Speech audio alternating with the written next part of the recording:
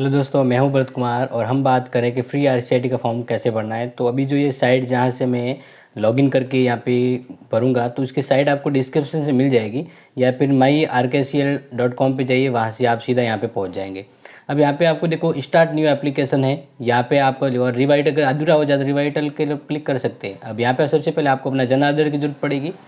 तो सबसे पहले आप ध्यान रखिए अपने जन आधार नंबर से ही, अगर जन आधार में कुछ गलत है तो उसको सही करवा दीजिए, क्योंकि अदरवाइज़ आपके जो सर्टिफिकेट आएगा वो गलत आएगा। तो जन आधार नंबर डाल देना आपको, ठीक है ना, क्योंकि जन आधार नंबर से ही आपका जो भी मेंबर होगा वो रिडायरेक्ट होके यहाँ पे इसके फॉर्म को आगे प्रोसेस किया जाएगा। तो ये ध्यान रखना, जन आधार में वो मेंबर होना चाहिए।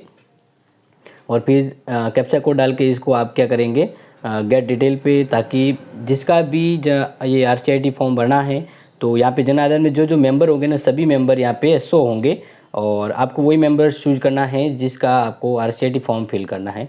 तो इसके लिए आप ये थोड़ा प्रोसेस, क्योंकि नए साइड अभी जैसे खुली है तो ट्रैफिक की वजह से थोड़ा लोड होगा, बट आपको ये ध्यान रखना है कि अब इसके जस्ट बाद वही मेंबर ओपन होंगे जो आपके जन आधार में हैं और उसमें से आपको ये क्या करना है, सिलेक्ट करना है, ठीक है।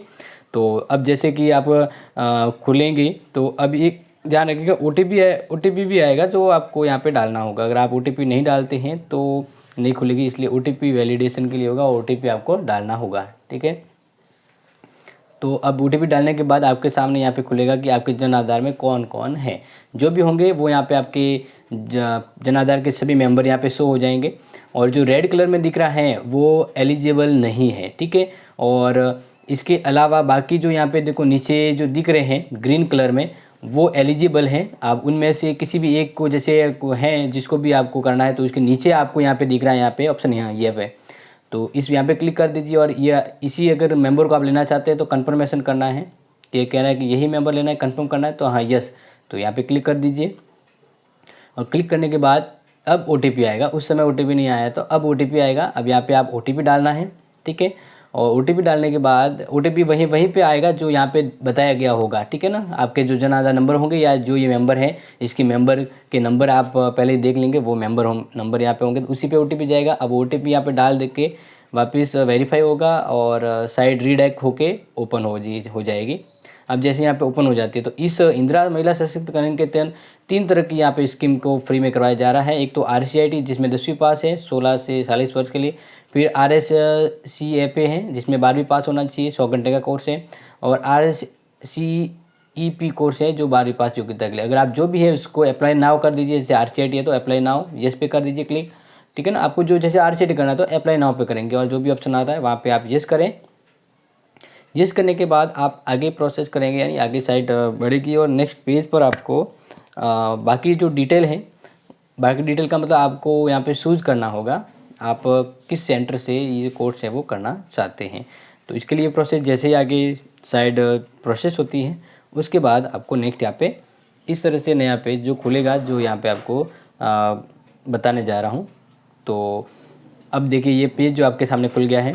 यहाँ पे आपको सबसे पहले अपना एप्लीकेशन डिटेल, फिर क्वालिफिकेशन डॉक्यूमेंट और प्रीव्यू करना, ऊपर जो डिटेल है। तो ये 4 फॉर्मेट 5 फॉर्मेट में पूरा होगा।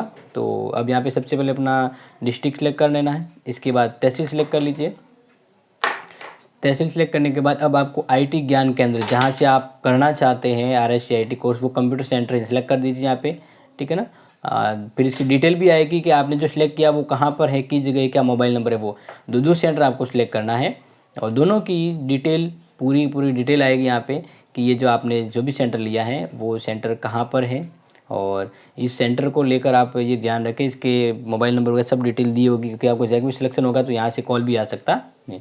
तो ये जैसे मैंने यहाँ पे लिए तो ये सिलेक्टर यहाँ पे कॉन्टैक्ट नंबर डिटेल वगैरह सब कुछ एड्रेस आ गया है। इसके बाद आपको जब ये कन्फर्म है तो नीचे click here to confirm ITGK preference detail, इसको क्लिक कर दीजिए। क्लिक करने के बाद नेक्स्ट प्रोसेस में जब आप आगे बढ़ते हैं तो आपके सामने फिर आपकी जो बेसिक डिटेल हैं वो आपको फिल करनी होगी, ठीक है। तो 1 बाय 1 वो करेंगे।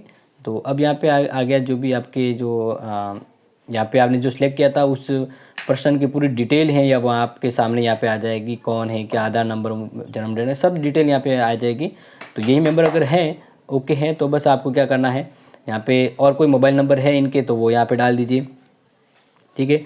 इसके बाद आपको ईमेल आईडी डालनी है, नहीं डालेंगे तो भी चलेगा, लेकिन ईमेल आईडी है तो वो डाल दीजिएगा। और ईमेल आईडी डालने के बाद आपको लेजिस्लेटिव यहाँ पे जैसे अभी ओपन नहीं हो रहा है, तो जैसे ही हो रहा है आपको ये लेजिस्लेटिव असेंबली एरिया कौन सा है वो सिलेक्ट कर लेना है, ठीक है। तो वो आप यहाँ पे जैसे ओपन हो रहा है तो वो आप कर दीजिएगा। इसके बाद आपका जो ये एरिया है वो कहाँ आ रहा है, ठीक है ना। जैसे ये मेंबर है, आप इस मेंबर को वापस एक बार मैं बता रहा हूँ। तो सबसे पहले मोबाइल नंबर आप डाल दीजिए यहाँ पे, ठीक है। मोबाइल नंबर डालने के बाद ईमेल आईडी डाल दीजिए। ईमेल आईडी मतलब ये जो भी डिटेल यहाँ पे जो शो हो रही है वही मैं आपको यहाँ पे बताने जा रहा हूँ। तो ये डिटेल एक बार जब तक आप ये फीड नहीं करेंगे तो ये फॉर्म वापस से आपको रिबैक करेगा, इसलिए आप इस डिटेल को पहले फिल कर दीजिए। और अभी फ़िलहाल क्योंकि साइट कुछ सर्वर अगर ओपन नहीं हो रहा है तो यही प्रोसेस है। तो यहाँ पे आप जो भी डिटेल है वो जैसे सिलेक्ट कर दीजिए। अब एरिया है रूरल में आ रहा है, पंचायत समिति है वो सिलेक्ट कर दीजिए, ग्राम पंचायत सिलेक्ट कर दीजिए, गांव सिलेक्ट कर दीजिए, आपका मीडियम कौन सा है हिंदी तो वो सिलेक्ट कर दीजिए, विक्टिम ऑफ वायलेंस तो इसमें आपको नो करना है। इसके अलावा आप किस रिजर्वेशन कैटेगरी में आ रहे हैं, आंगनवाड़ी केंद्र 7-3 में, अदर नहीं है तो फिर अदर में कर लीजिए। और अपना हिंदू धर्म या जो भी धर्म है सिलेक्ट कर दीजिए। इसके बाद आपको click to confirm personal detail जब ये करेंगे, इसके बाद आपको क्वालिफिकेशन डिटेल है जिसमें आपको अपनी 10वीं की डिटेल वगैरह और रोल नंबर डिटेल वो फिट करनी है। फिर यहाँ पे आपको डॉक्यूमेंट मांगे जाएंगे, ठीक है ना, 10th की मार्कशीट है या प्रीव्यू के बाद आपका जो फॉर्म है वो सबमिट हो जाएगा।